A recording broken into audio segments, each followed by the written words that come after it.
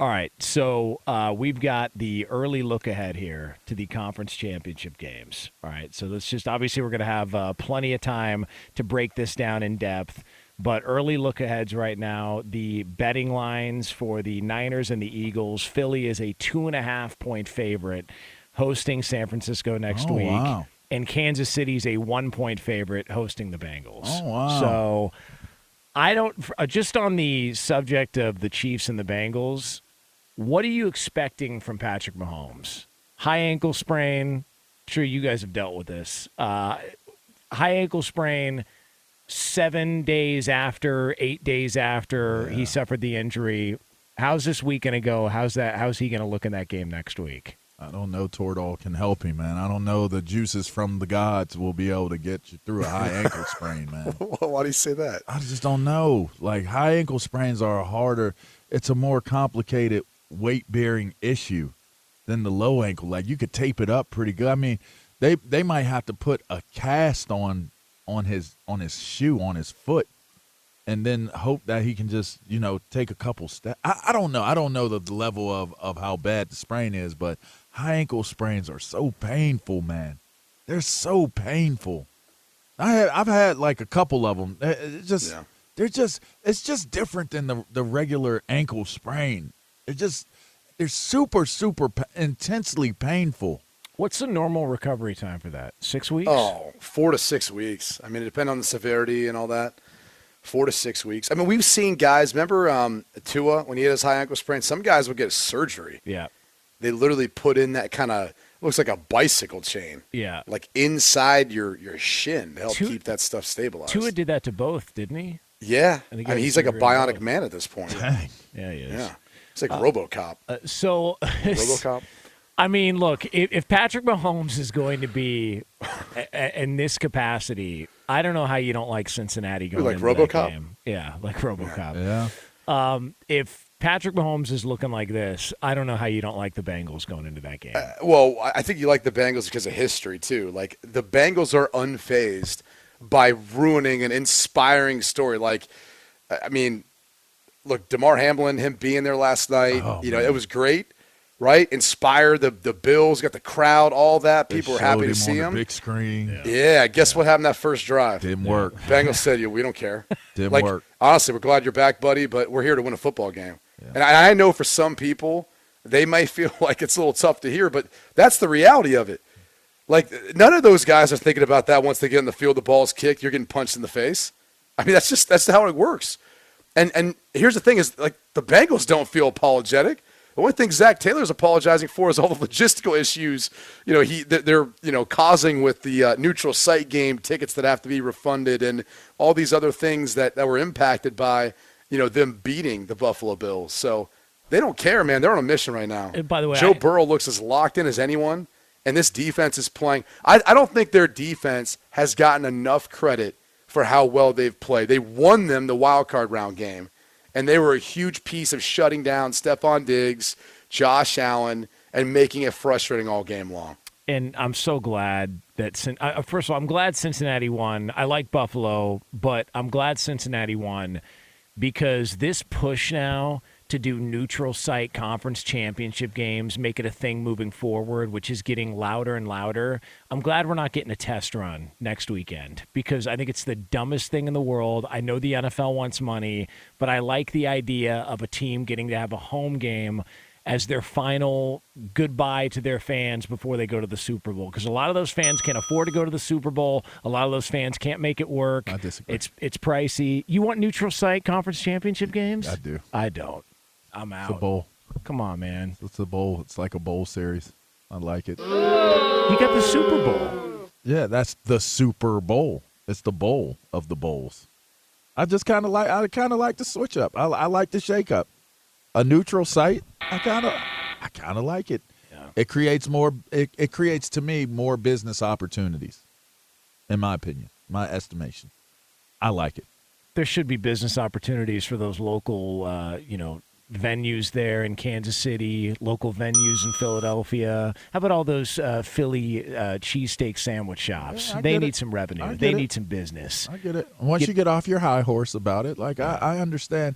I understand the the value of having home field advantage. I feel like almost where we're at, the addition of one more game, and now you're fighting for that number one spot. I think the biggest thing you should be playing for is the bye week. Like you're playing for the number one spot to get a bye week. Yeah. Yeah, but you have to understand, man, home field, it's like a reward. I know. I get it. But you're going to get at least one home game. You're going to get, maybe even two, right? But no, what we're saying is you'd only get one. Yeah, because if you're fighting for the number one overall seed in the bye, then you really play one, you win one game, right? You get 1 week off, you win one game, you go to the championship. I think another thing is I think it makes it more difficult to win a Super Bowl. Like I think it's already hard enough in a league that creates parity. Why would you want to go to all these neutral site games? Like I think a lot of times, places miss with doing these neutral site games, and like I'm not trying to disrespect, the SoFi Stadium or the environment in LA for a national championship, but and the weather played a portion of it, but it just didn't have that feel. And granted, look, LA's big enough where it can swallow up a big event, and you can't even really feel it because it's just a big city. It's like that. When the Super Bowl was in New York, I kind of felt that way too, to be honest with you. Like it felt like, oh, the Super Bowl's there. It's a big deal because it's New York. But if you were in like a different part of Manhattan, you didn't really know what was going on. Like you're kind of like, oh, like you could get lost up in what New York is because it's such a big city. So I don't know. I wouldn't. I think Atlanta would have done a great job hosting it. I'm not a fan of it. I think it's a reward for the fans. It's a reward for the team. It's a reward for the owner. Like they should be able to take in, those profits and everything that they're able to earn too, off of putting together a team that's competitive and that wins.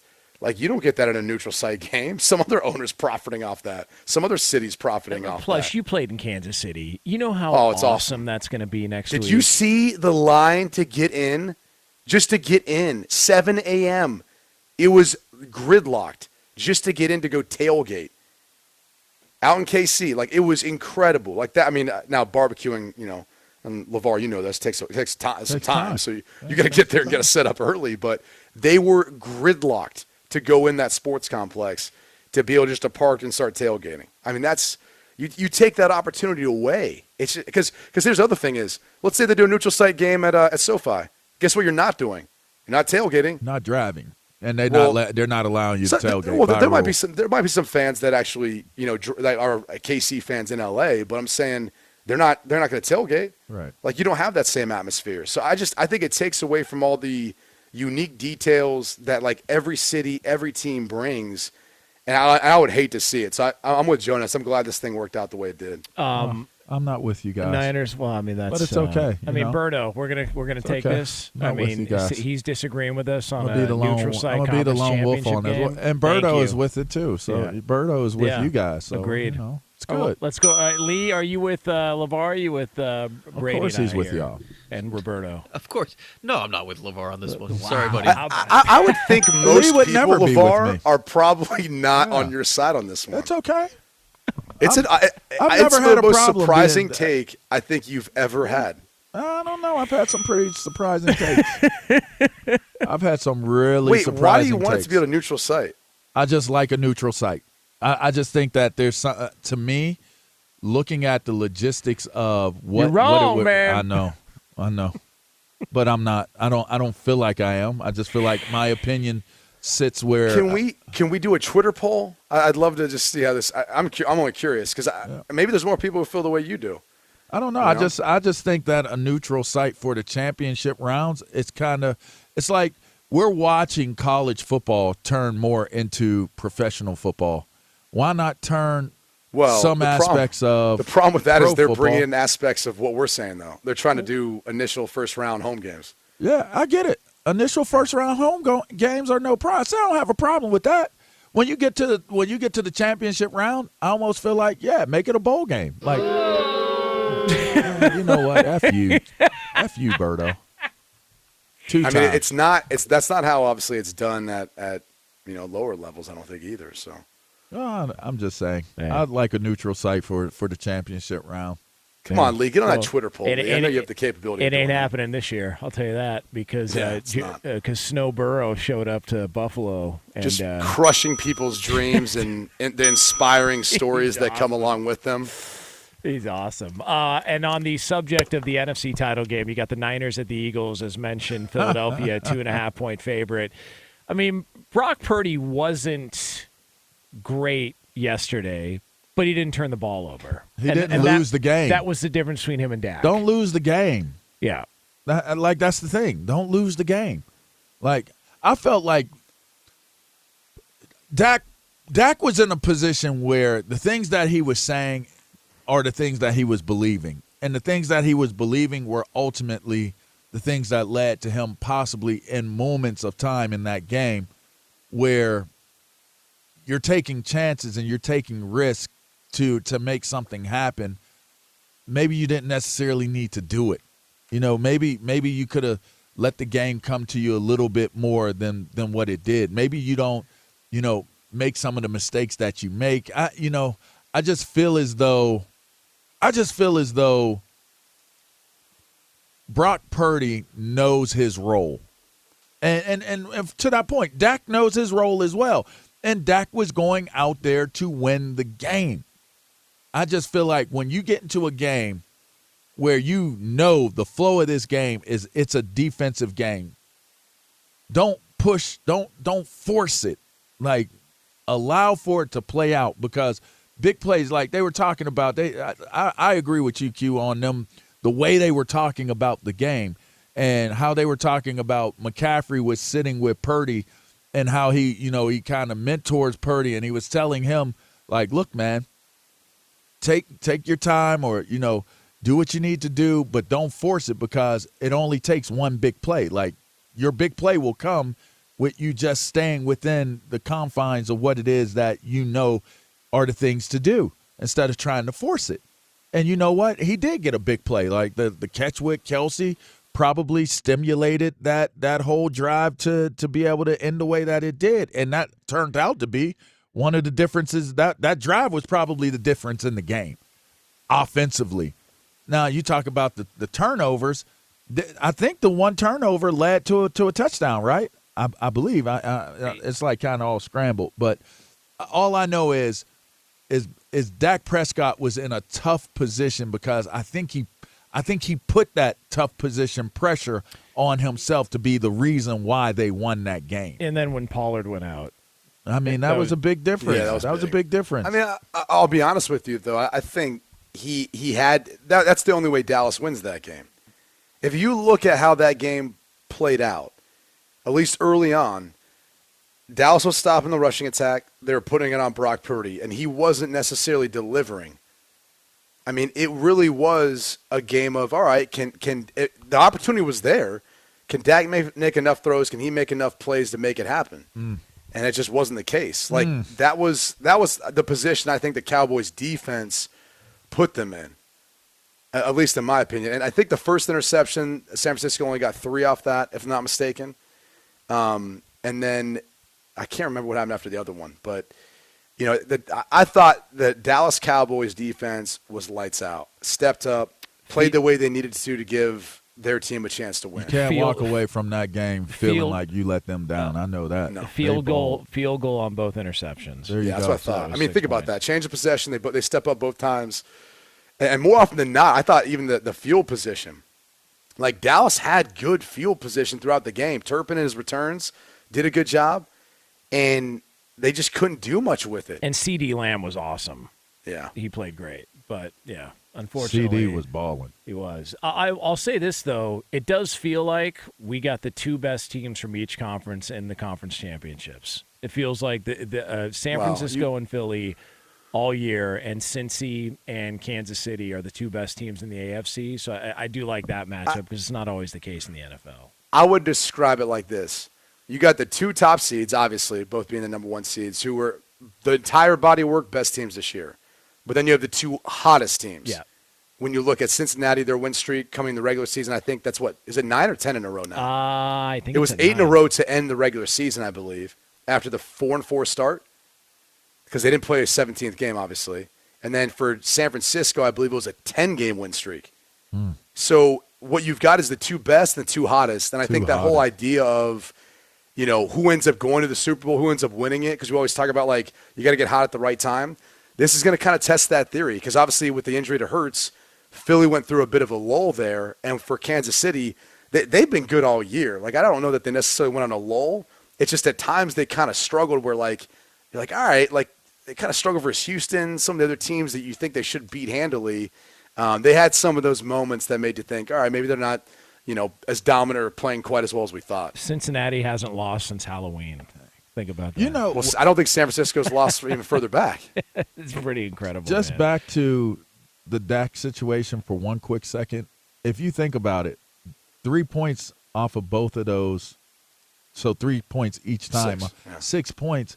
And if Miss PAT. Okay. All right. So then you're talking about potentially a game going into overtime? Like, you know what I mean? Like, the game is a game of inches. And it's interesting because to think that those sudden turnovers led to points. And those points led to the deficit along with the blocked field goal. So it's like kind of like, or a point after. That's just, to me, that's, when you break it down that way, like you're that close to winning or you're that close to having a chance to win. Yeah. And then the whole narrative is totally disrupted. Like, what are we saying today if Dallas wins that game? Even if his offensive output, Dak Prescott's, was not phenomenal. Even if we'll talk about how phenomenal their defense played and how they gave them an opportunity to win and how he did what he needed to do against the number one defense, enough so where they were able to win the game. But, I just thought that's a pretty interesting thought. Like 2 turnovers, and each time it was 3 points. And literally, if your kicker isn't, doing what he's doing, it's probably a tie game. Yeah. It's probably a tie game. You can make that case. By the way, you said the Bengals haven't lost since Halloween? Yep. The 49ers haven't lost since the week before. Yeah. Dang. They're good football teams, man. So y'all saying those are the ones that's going to meet in the Super Bowl? That's what y'all saying? Okay, I called it like a week ago, I think. I think it's going to be Cincinnati-San Fran, which is tough because that's 2 road teams.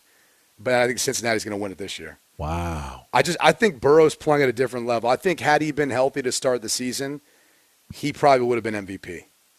Yeah. Who's getting MVP? Oh, Mahomes. Mahomes. That's already done. It's a regular season Mahomes. award. Yeah.